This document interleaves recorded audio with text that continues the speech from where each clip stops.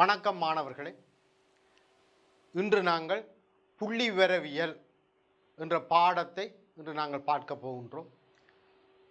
புள்ளிவிவரவியல் அனுமானங்களையும் தீர்மானங்களையும் மேற்கொள்வதற்காக கணிய தரவுகளை பெற்று பகுப்பாய்வு செய்யும் விஞ்ஞானமே புள்ளிவிவரவியல் எனப்படும். இந்த புள்ளிவிவரவியலை ரெண்டு பிரதான துறைகளாக பிரிக்கலாம். ஒன்று விவரண புள்ளிவிவரவியல், மற்றது அனுமான புள்ளிவிவரவியல். சரிதான்? ஒன்று விவரண புள்ளிவிவரவியல், மற்றது அனுமான புள்ளிவிவரவியல். விவரண புள்ளிவிவரவியல் சரிதான். இப்போ அனுமான புள்ளிவிவரவியல். இப்போ அனுமான புள்ளிவிவரவியல் என்றால் ஒரு பெரிய பரம்பல்ல ஒரு மாதிரி எடுத்து அந்த மாதிரியில் நாங்கள் மேற்கொள்கிற அந்த பகுப்பாய்வு செய்து நாங்கள் எடுக்கிற முடிவுகளை முழு தொகுதியும் இப்படித்தான் இருக்கும் என்று அனுமானித்து கொள்வது அனுமான புள்ளிவிவரவியல். சரிதான்? ரைட். விவரண புள்ளிவிவரவியல் அட்டவணைகள், வரைவுகள், பொருத்தமான அளவீடுகள் மூலம் தரவுகளை ஒழுங்குபடுத்தல், காட்சிப்படுத்தல், விவரித்தல் முறைகள் அடங்கியது விவரண புள்ளிவிவரவியல் எனப்படும். அனுமான புள்ளிவிவரவியல் மாதிரி முடிவுகளை பயன்படுத்தி குடித்தொகையில் தீர்மானங்களையும் எதிர்வு கூறல்களையும் மேற்கொள்வதற்கான முறைகள் அடங்கியது அனுமான புள்ளிவிவரவியல் ஆகும். சரியா? ரைட். அடுத்ததான் இந்த தரவுகளை நாங்கள் பின்னக தரவுகள், தொடர்ச்சியான தரவுகள் என்று பார்க்கலாம். சரிதான்? இல்லை, பின்னக தரவுகள் என்றால் மாறி ஒன்று குறித்த பெருமானங்களை மட்டும் எடுக்குமெனின் அவை பின்னக தரவுகளாகும். இந்த பின்னக தரவுகள் எண்ணக்கூடியதாகவும் இருக்கும். சரிதான்? இப்போ உதாரணமாக ஒரு வகுப்பில் உள்ள மாணவர்களின் எண்ணிக்கை அது ஒரு சரியான நம்பராக இருக்கும். சரிதான்? நாங்கள் ஒரு அண்ணளவாக்கி அதை எடுக்கிறேன். சரிதான்? அதே மாதிரி ஒரு குறித்த நாளில் வீதியால் சென்ற வாகனங்களின் எண்ணிக்கை. சரிதான்? இவையெல்லாம் அந்த மாறி சரிதான் ஒரு குறித்த பெருமானங்களை மட்டும்தான் எடுக்கும். தொடர்ச்சியான தரவுகள் சரிதான் மாறி ஒன்று குறித்த ஆயிடையில் எப்பெருமானங்களையும் எடுக்குமெனின் அவை தொடர்ச்சியான தரவுகள் எனப்படும். இப்போ உதாரணமாக மாணவர்களின் நிறைகள். இப்போ உங்களுக்கு தெரியும் ஒரு மாணவன் நிற 55 கிலோகிராம். ஒரு மாணவனது நிற 55 கிலோகிராம். 54.5க்கும் 54.5க்கும் 55.5க்கும் இடையில உள்ள எல்லா பெருமானங்களை நாங்கள் 55 என்று தான் எடுப்போம். அப்போ நாங்கள் மாணவன் நிறைய அளக்கேக்கு அந்த சரிதான் இப்போ 54.5 கிலோகிராம் என்று வந்தால் 55 என்று தான் எடுப்போம். 55.49 அப்படி எதுவும் வந்ததுண்டா சரிதான் அதை நாங்கள் 55 என்று தான் எடுப்போம். 55.5 வந்தால் அது 56க்கு போயிடும். அப்போ இந்த ஆயிடைக்குள்ள இருக்கிற எல்லா பெருமானங்களை நாங்கள் 55 கிலோகிராம் என்று தான் எடுப்போம்.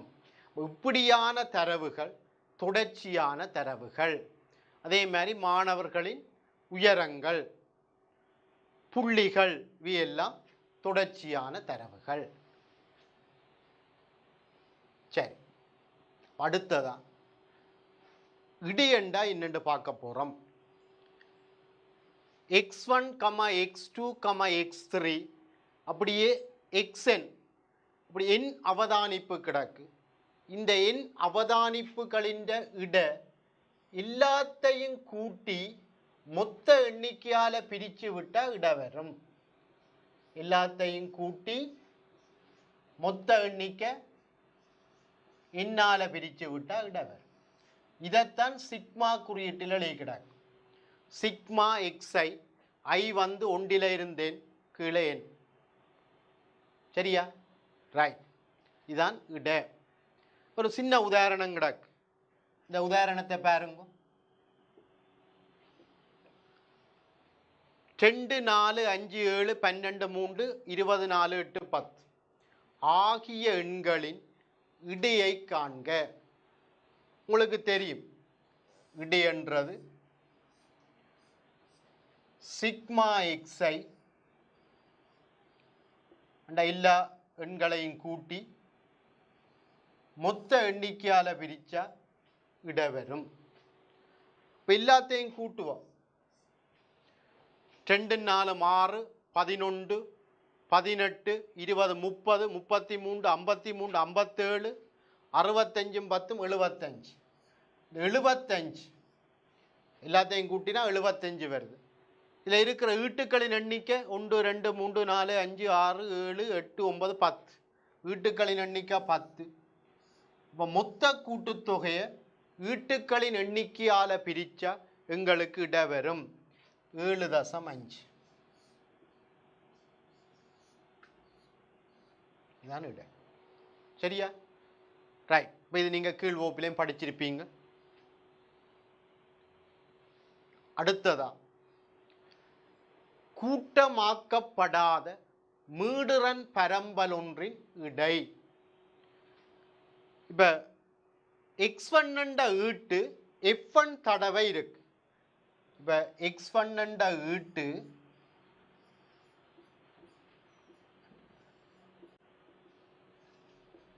f1 தடவை இருக்கு.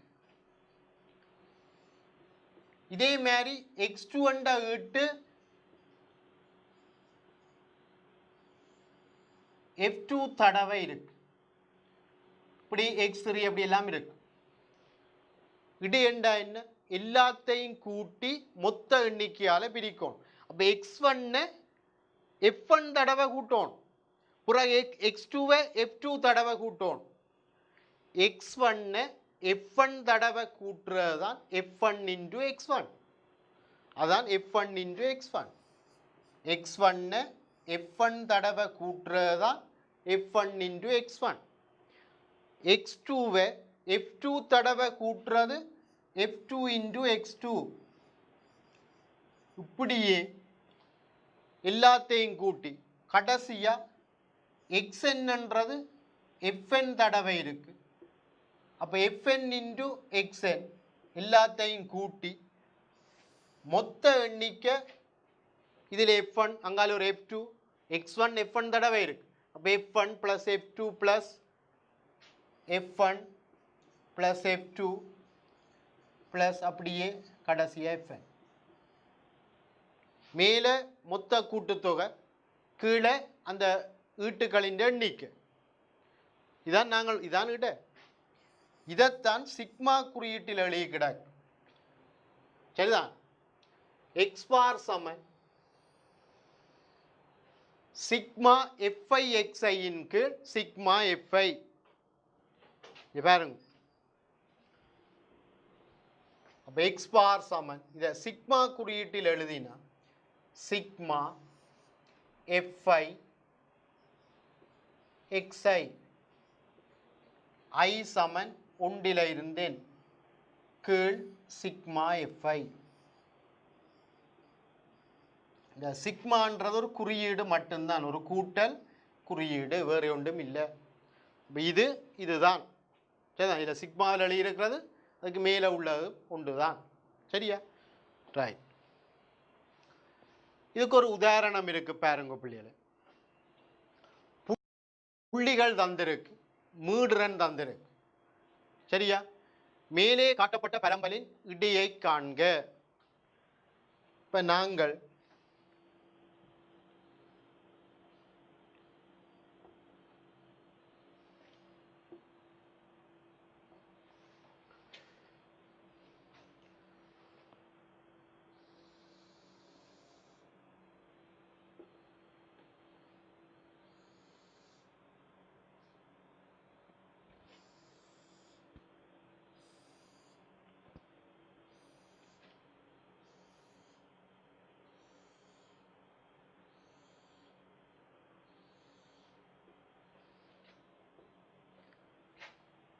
இதை xi என்று வைப்போம், இதை fi என்று வைப்போம். இதில் நாங்கள் என்ன காண போகிறோம்னா fi into xi, fi into xi. சரிதான். இப்போ 40 2 தரம் கூட்டணும், 40 2 தரம் கூட்டுறா 40 2 80, 50 3 தரம் கூட்ட போகிறோம், அப்போ 50 3 150, 60 5 தரம் கூட்ட போகிறோம், 60 5 300, 70 6 420, 80 3 240, 90. அப்போ எல்லாத்தையும் கூட்டினீங்களா 0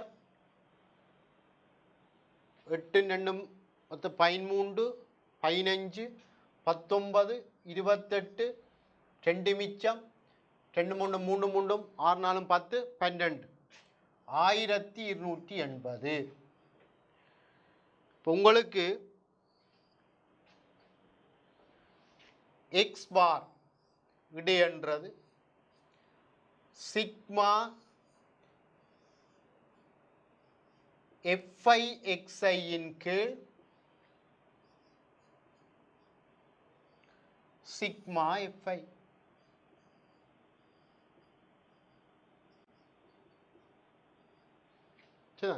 இதுதான் எங்களோட ஃபார்முலா. இந்த சிக்மா fi என்றது மீட்ரன்கள் எல்லாத்தையும் கூட்டுறது. இந்த எல்லா மீட்ரனையும் கூட்டினீங்கன்னா 2 3 5 10 16 19 20, இதை கூட்டினா 20.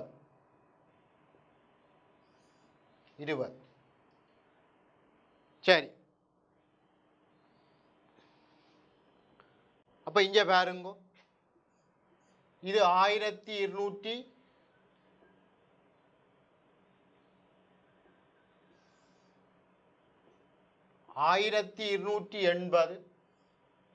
இது 20, பிரித்து விட்டீங்களா 64. அப்போ இந்த மீடுரன் பரம்பலின் இட 64.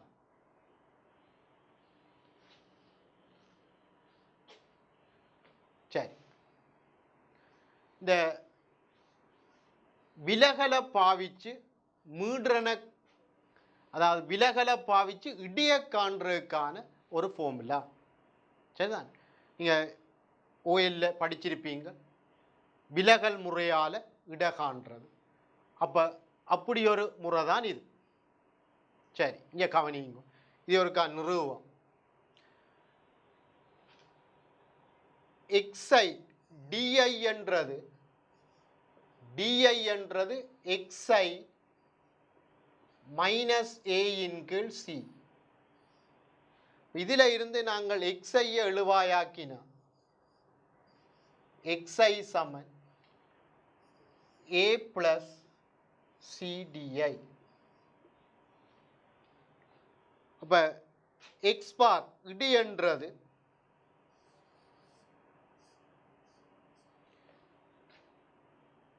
சிக்மா fi xi இன் கீழ்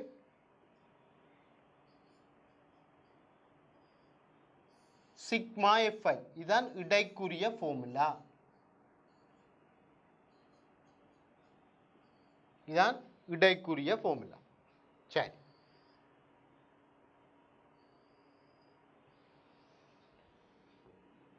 இப்போ நாங்கள் இந்த ஒன்றின்கள் சிக்மா fi இதை முன்னுக்கு எடுப்போம்.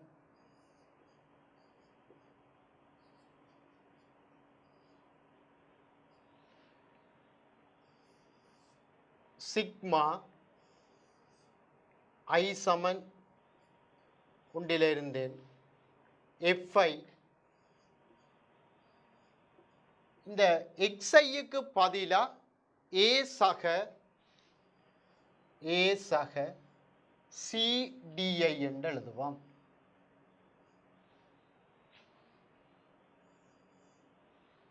சரியா? இந்த சிக்மா குறியீட்டின் பண்புகள் இந்த தொடர் படிக்க படிச்ச நாங்கள் இங்கே பாருங்கோ, ஒன்றின் கீழ் சிக்மா எஃப்ஐ ஐ சமன் ஒன்றில் இருந்தேன். இந்த கூட்டி போட்டு சிக்மா எடுக்கிறது, தனித்தனியாக சிக்மா எடுத்து கூட்டலாம்.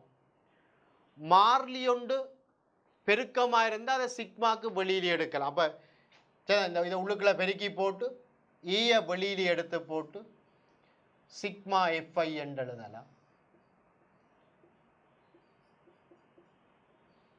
அதே மாதிரி இந்த எஃப்ஐயை உள்ளுக்குள்ளே பெருக்கி போட்டு சி மாறிலி வெளியிலே எடுத்து போட்டு சிக்மா எஃப்ஐ டிஐ என்று எழுதலாம். இந்த நிறுவல் முக்கியம் பிள்ளைகளே, எக்ஸாம் வியூவில் இது முக்கியம். இதை இந்த சிக்மாவால் பிரித்து விட்டோம்டா, இங்கே பாருங்க பிள்ளைகளே, சிக்மாவால் பிரித்து விட்டோம்டா இந்த சிக்மா எஃப்ஐ வெட்டுப்பட்டு ஏ மிஞ்சும். இதை பிரித்து விட்டோம்டா sigma FI DI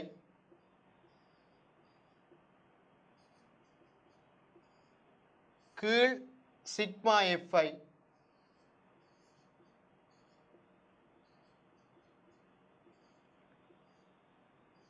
into C. அப்போ இதை ஏ சொல்கிறது உத்தேச இட, இது விலகல் இட. அப்போ இட எக்ஸ் பார் என்னத்துக்கு சமன்? உத்தேச இட அல்லது எடுகொண்ட இட சக விலகல் இட. சரியா? இதைத்தான் நாங்கள் நிறுவி இருக்கிறோம். சரி, ஒரு உதாரணம் உண்டு பார்ப்போம். இந்த புள்ளி 60 எடுகொண்ட இடையாக கொண்டு இந்த பரம்பலின் இடையை காணுவோம். சரியா? ரைட். அப்போ இந்த 60 எடுகொண்ட இடையாக எடுத்து, இந்த 60 எடுகொண்ட இடையாக எடுத்து இந்த பரம்பலின் இடையை காணுவோம். அப்போ ஏ என்றது 60. இந்த இதில் பார்க்க தெரியுது 40, 45, 50, 55. அப்போ எல்லாத்திலையும் ஒரு 5 ஒரு காரணியாக இருக்கு. அப்போ சி வந்து 5 எடுப்போம். சரியா? ரைட்.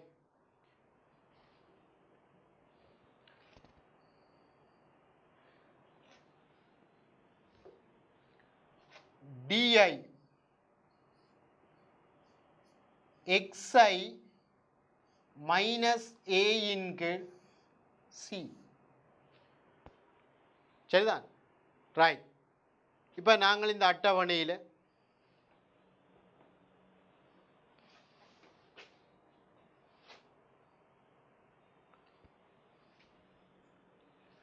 இங்கே பாருங்க,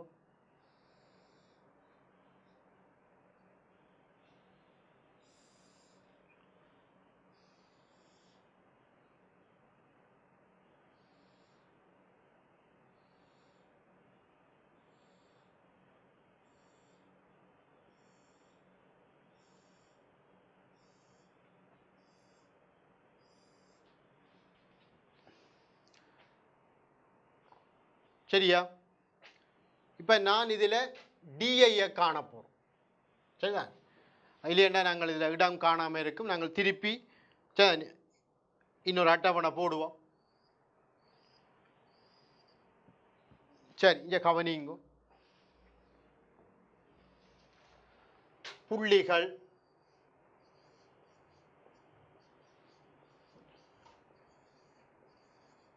புள்ளிகள்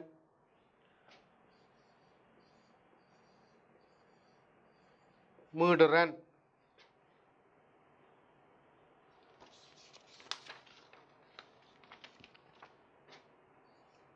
நாற்பது 45 50 55 60 65 70 75 80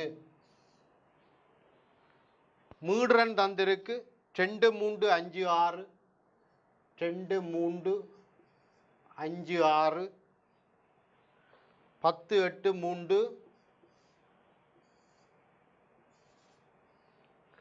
2 1 சரி அப்போ இது xi இது fi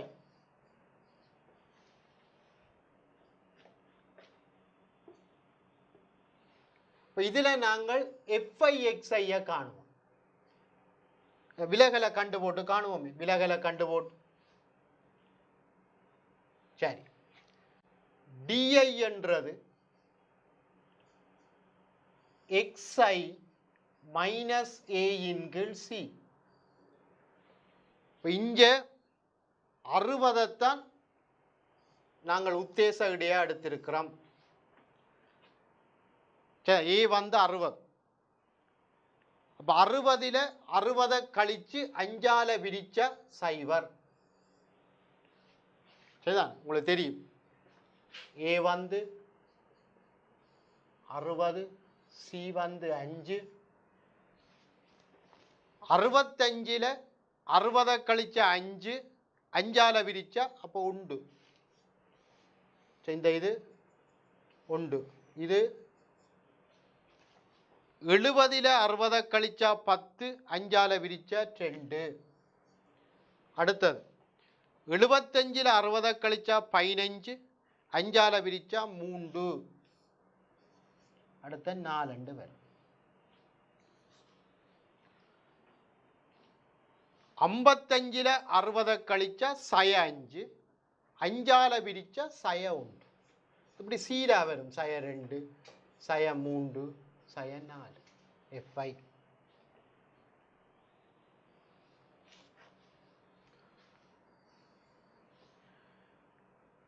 இஞ்சால fi into di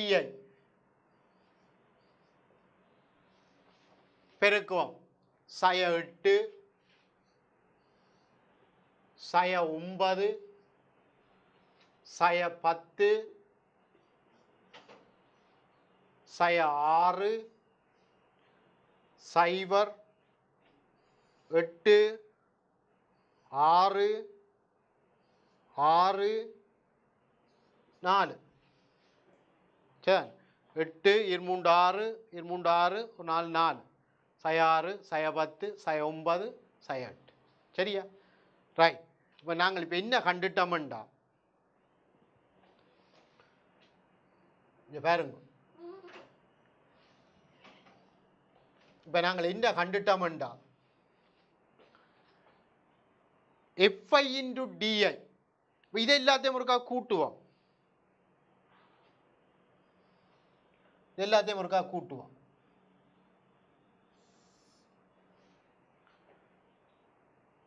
பாருங்க இந்த 8 8ஓட போயிடும்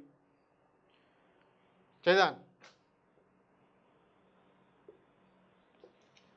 இந்த 8ஓட இந்த 8 போயிடும் இந்த 6ஓட இது போயிடும் பங்கால 19 இங்க 10 அப்ப 9 சரியா ரைட்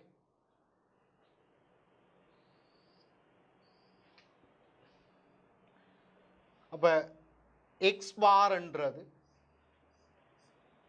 உத்தேச இட சக விலகலிட சிக்மா fi di கீழ் சிக்மா fi into c உத்தேச இட 60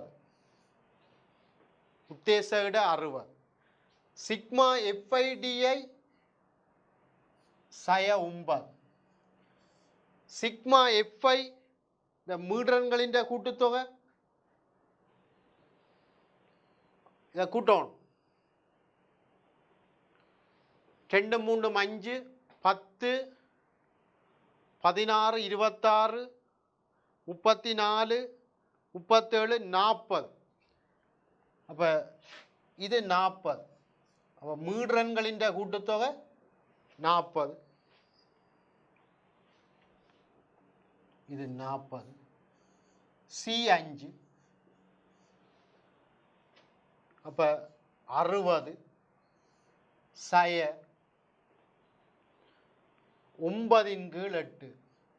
8 40. இப்போ நாங்கள் 9 8ஆல் விரிக்கோணும். 60 சய 1 10க்கு 1, 20க்கு 2 16, 40க்கு 5. அப்போ 60ல் 1.125 கழிக்கும். 125 கழிக்கும். 60ல்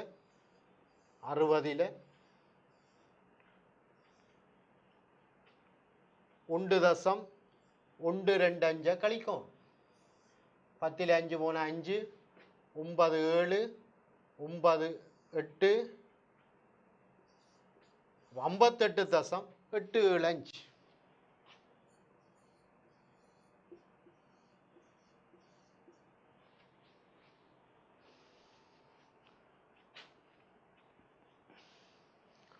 சரியா? ரைட். அப்போ இதுதான் இட. இப்போ நாங்கள் என்ன செய்திருக்கிறோம்டா திருப்பியும் ஒருக்கா பார்ப்போம்.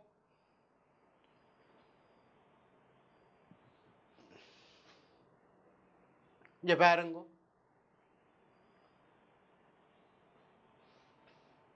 இந்த புள்ளிகள் மீடுரன் தந்திருக்கு. உத்தேச இடையா 60 எடுக்கிறோம். உத்தேச இடையா 60. அது 60 தான் எடுக்க சொல்லி இருக்கிறேன். சி வந்து 5. அப்போ xi மைனஸ் 60/5. ஒவ்வொரு இட்டையும் ஒவ்வொரு புள்ளியையும் ஒவ்வொரு புள்ளியில இருந்தும் 60 கழித்து 5ஆல் விரிக்கும். அதான் விலகல். விலகல் போட்டிருக்கிறோம்.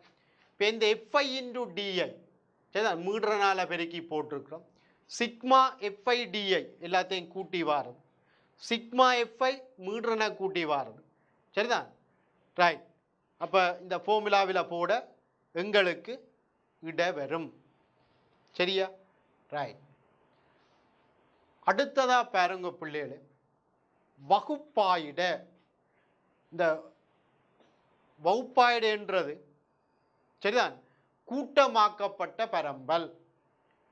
இப்போ நாங்கள் இப்படி வகுப்பாயிடையாக பிரிக்கிற அந்த பரம்பலை சொல்கிறது கூட்டமாக்கப்பட்ட பரம்பல். இதுக்குள்ள சரிதான் கல பெருமானங்கள் இருக்கு, கன புள்ளிகள் இருக்கு. இந்த 10 19 வகுப்பாயிடைக்குள்ள 2 புள்ளிகள் இருக்கு. 20 29 வகுப்பாயிடைக்குள்ள 4 புள்ளிகள் இருக்கு. சரிதான்? ரைட். இப்போ இதுதான் வகுப்பாயிட. தரவுகளை கூட்டமாக்குவதற்கு அவை வகுப்புகளாக ஒழுங்குபடுத்தப்படும். இவ்வாறு பெறப்படும் வகுப்புகள் வகுப்பாயிடைகள் எனப்படும். சரிதான்? ரைட். ஒவ்வொரு வகுப்பாயிடையும் பல அவதானிப்புகளை கொண்டிருக்கும். சரிதான்? முதலாவது வகுப்பாயிட 2 அவதானிப்பு இருக்கு. 2வது வகுப்பாயிடையில் 4 அவதானிப்பு இருக்கு. சரியா? ரைட்.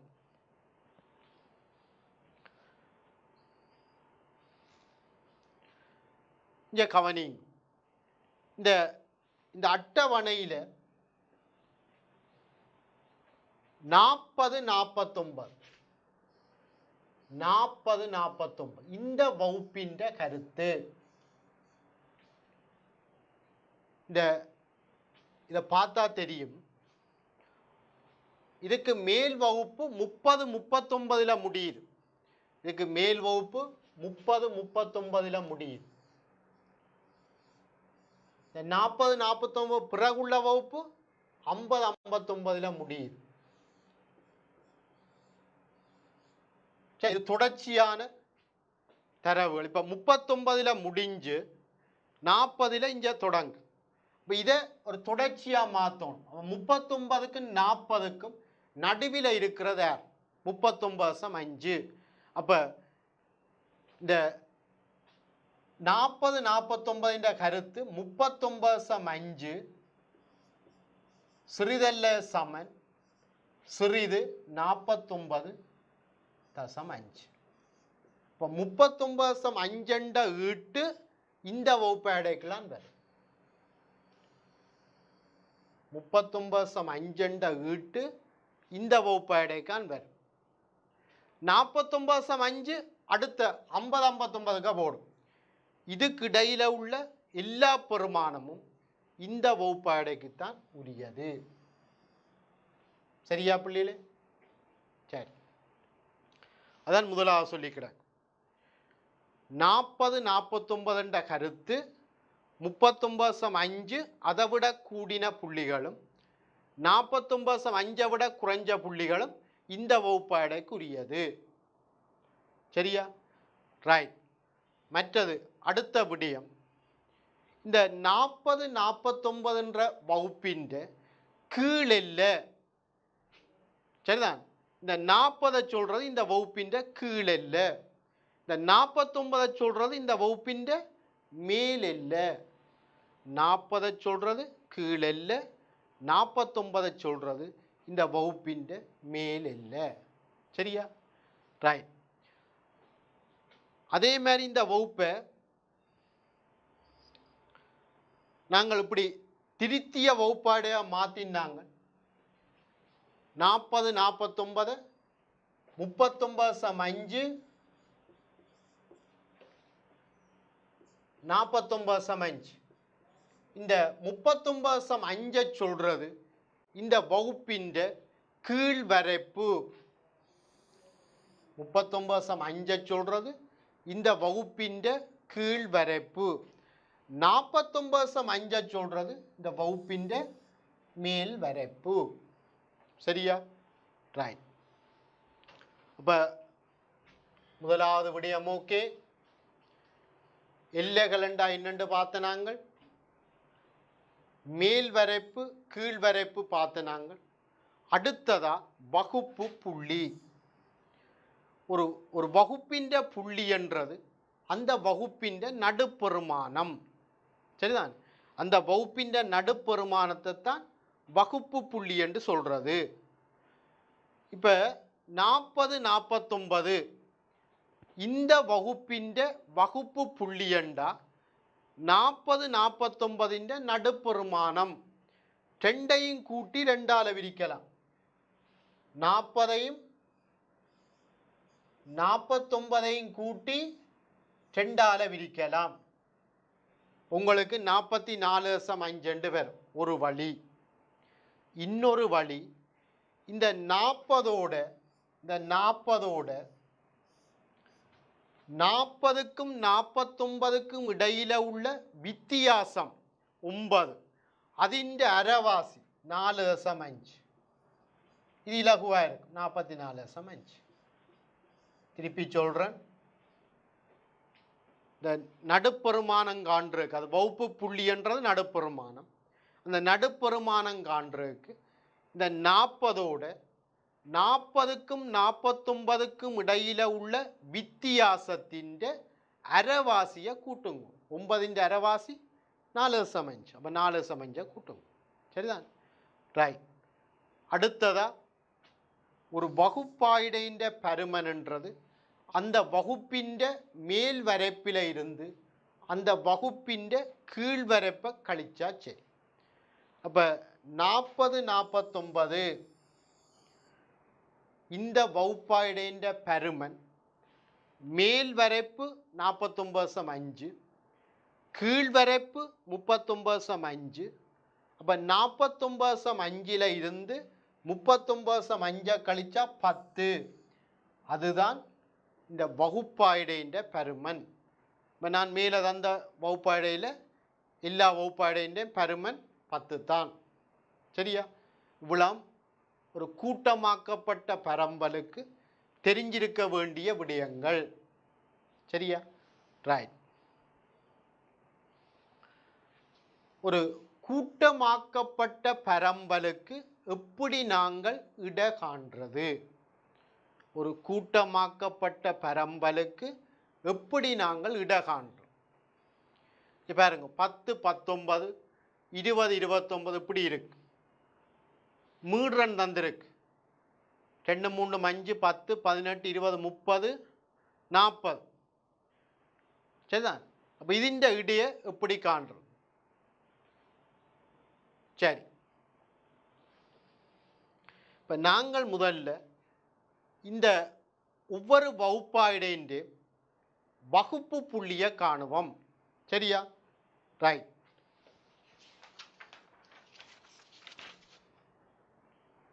வகுப்பாயிட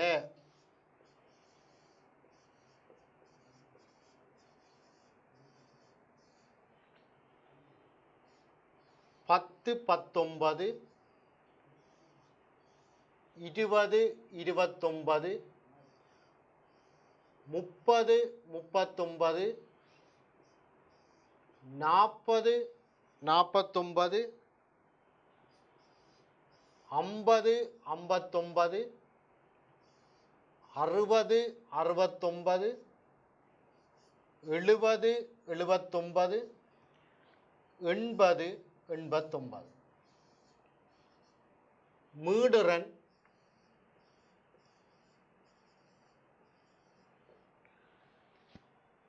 2 3 5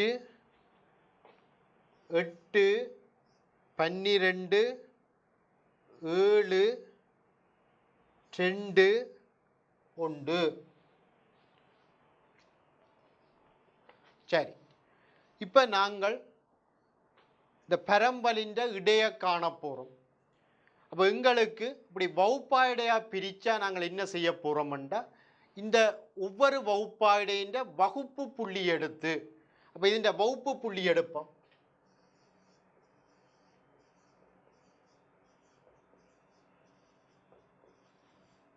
பத்துக்கும் 19க்கும் நடுவே இருக்கிறாள். இப்போ நான் முதல் சொன்னேன்னா வித்தியாசம் எவ்வளோண்டு பாருங்க 9. അതിൻ്റെ അരവാസിയെ 10ഓட കൂട്ടുங்க. அப்போ 9ൻ്റെ അരവാസി 4.5 10ஓட കൂട്ടിனீங்களா 14.5. அப்போ எல்லா வகுப்பிൻ്റെയും அந்த பருமன் சமன். அப்போ வித்தியாசம் 9, அரைவாசி 4.5, 24.5, 34.5, 44.5, 54.5, 64.5, 74.5, கடைசி 84.5. சரி, இப்போ நாங்கள் இட காணிக்கு இந்த 10 19 வகுப்பாயிடைக்குள்ள 2 புள்ளிகள் இருக்கு. அப்போ கூட்டமாக்கினா பிறகு நாங்கள் என்ன செய்ய போகிறோம்னா அந்த 2 புள்ளியும் അതിൻ്റെ வகுப்பு புள்ளி 14.5 எடுக்குதுன்னு எடுத்துக்கொண்டு போய் நாங்கள் இட காணுவோம். அதே மாதிரி 20 29 வகுப்பாயிடையில் 3 புள்ளிகள் இருக்கு. இட காணிக்கு அந்த 3 புள்ளியும் அந்த வகுப்பின் நடுப்பெருமானம் 24.5 எடுக்குதுன்னு எடுத்துக்கொண்டு போய் நாங்கள் இட காணுவோம். சரியா? அப்போ என்னென்று காணலாம், 14.5 2 தரம் கிடக்கு, அப்போ 2 ஆல பெருக்கும். 24.5 3 தரம் கிடக்கு, 3 ஆல பெருக்கணும். இப்படியே எல்லாத்தையும் பெருக்கி கூட்டி மொத்த எண்ணிக்கை 40ஆல் பிரித்து விட்டால் இட வரும். இப்போ இதில் என்னென்னா நாங்கள் இப்படி பெருக்கிறதுல ஒரு கடினத்தன்மை இருக்குது. இப்போ 14.5 2 ஆல பெருக்கும், 24.5 3 ஆல பெருக்கும். அப்போ இதை நாங்கள் இலகுவாக்குறதுக்கு என்ன செய்வோம், விலகலை பாவிச்சு இடையை காணுவோம். சரியா? ரைட். அப்போ இதில் விலகல் DI XI மைனஸ் A இன் கீழ் C. இப்போ இங்கே நாங்கள் C 10 எடுப்போம். A உத்தேச இடையே நீங்கள் விரும்பினது எடுக்கலாம். பொதுவாக நாங்கள் இந்த மீடுறன் கூடின வகுப்பின் வகுப்பு புள்ளி 54.5 உத்தேச இடையா எடுப்போம். இதையும் எடுக்கலாம். சரிதான், விட பிழைக்காது. நடுவு எடுத்த எங்களுக்கு இந்த சுருக்க கணித்தல் ஈஸியாக இருக்கும். சரியா, இங்கே பாருங்க, 54.5 54.5 கழிச்சு சி 10 10ஆல விரிக்கணும் 0. 64.5 54.5 கழிச்சா 10 10ஆல விரிச்சா 1. இப்படியே சீரா வரும். அடுத்தது 2, அடுத்தது 3. மேலே 44.5 54.5 கழிச்சா 10 10ஆல விரிச்சா 1. அடுத்தது 2 3 4. சரி, இப்ப நாங்கள் FIDI இங்காலே ஒரு குலம் ஒன்று போடுறேன். FIDI இதான் FI. மீடுறனால இந்த விலகலை பெருக்க போறோம். 8 9 10 8 0 7 4 3. சரிதான், மீடுறனால விலகலை பெருக்கிறேன். 8 9, அடுத்தது 5 தர 2 10 8 0 7 4 3.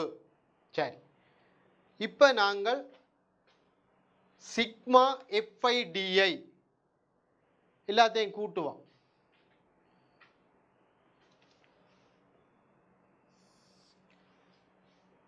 பாருங்க, இப்போ கூட்டேக்க நேரில் 14 கிடக்கு, இதில் 14, மறையில் 35. அப்போ இதை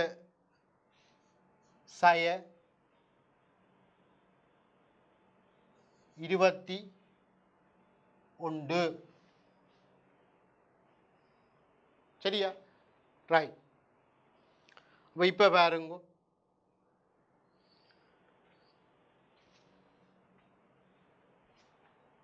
x பார் சமன்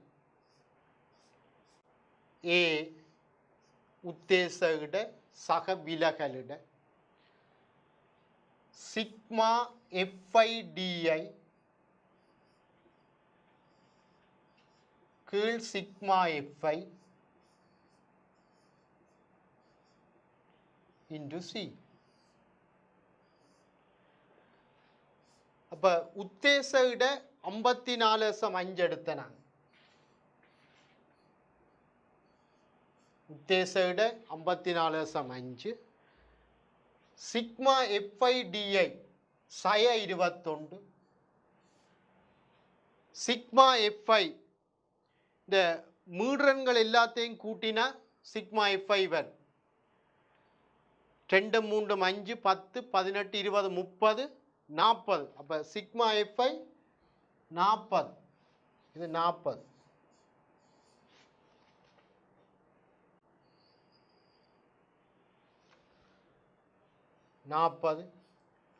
வகுப்பாய்டைன்ற பருமன் 10. இப்போ இதை நீங்கள் சுருக்கினீங்களா 54.5 21 4ஆல பிரிக்கணும். 5 20 1 10க்கு 8 20க்கு 5. அப்போ தசம் 25 49.25 சரிதான். அப்போ இதுதான் இட. சரியா, நாங்கள் ஒரு கூட்டமாக்கப்பட்ட பரம்பலுக்கு நாங்கள் இட காணிக்க அந்த இப்போ மீடுறன் இப்போ 2 மீடுறன் 2 அந்த வகுப்பாடைக்க 2 ஈட்டுக்கள் இருக்கும். அந்த 2 ஈட்டுக்களும் அந்த வகுப்பாடையின் வகுப்பு புள்ளியை எடுக்குதண்டு எடுத்து கொண்டு போய் இடையே காணுவோம். சரியா, ரைட். அடுத்தது பாருங்க பிள்ளைகளே, ஆகாரம். இது நீங்கள் கீழ்வகுப்பில் படிச்சிருப்பீங்க. ஆகாரம் என்றது ஒரு பரம்பலில் அதிக தடவை காணப்படுற ஈட்டு ஆகாரம். இந்த உதாரணம் 8, இந்த முதலாவது உதாரணத்தை பாருங்க. அதில் 3 கிடக்கு. 2, 3, 4, 5, 5, 7, 8, 9. இந்த 5என்றது 2 தடவை இருக்கு. இதுதான் கூட தடவை இருக்கு. ஆகவே ஆகாரம் 5. கூட தடவை இருக்கிற ஈட்டு ஆகாரம். அடுத்த 2வது உதாரணத்தை பாருங்க. 4ம் 2 தடவை இருக்கு, 7ம் 2 தடவை இருக்கு. அப்போ இப்படி வந்தா இதை நாங்கள் சொல்லுவோம் இரு ஆகாரங்களை உடைய பரம்பல். சரியா, ரைட். மற்ற 3வது பாருங்க. இந்த 3வது உதாரணத்தில் ஒவ்வொரு ஈட்டும் ஒரு தடவை தான் கிடக்கு. ஆகவே இந்த பரம்பலுக்கு ஆகாரம் இல்லை. சரியா மாணவர்களே? அப்போ இன்றைய நிகழ்ச்சியை இத்துடன் நிறைவு செய்து கொண்டு